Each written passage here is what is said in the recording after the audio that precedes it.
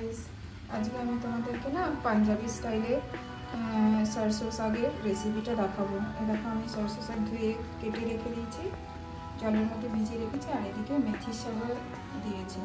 এই দুটো শাক মিলিয়ে করবো। আর আরও অনেক শাক মেলানো যায়, পালং শাক মেলানো যায়, বাথুয়া শাক মেলানো যায়।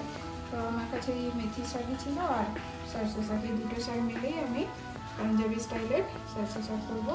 আর এই দেখো আদা রসুনটাকে দেখছি, চলো দেখতে থাকি কি হয়। এগুলোকে ভালো করে বেছে ধুয়ে এবারে দেখো কুকারে দিয়ে দিয়েছি, আর সাথে আদা আর রসুনকে ছেঁচে দিয়েছি, আর কাঁচা লঙ্কা কয়েকটা দিয়ে দিয়েছি। এবারে 7-8টা সিটি মারবো, দেখতে থাকো।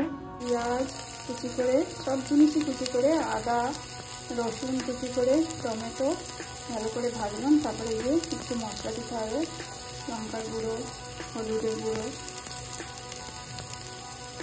জিরে ধনে গুঁড়ো একসাথে পেস্ট করা আছে আমার। পরিমাণ মতো নুন দিয়ে একটু ভালো করে ভাজতে হবে। দেখো তাই এবার শাকগুলোকে ওই ভাজা মশলার সাথে মিশিয়ে দিয়েছি। এবার একটুখানি ভালো করে নেড়ে একটুখানি ঢেকে সিম করে ভালো করে ফুটবে।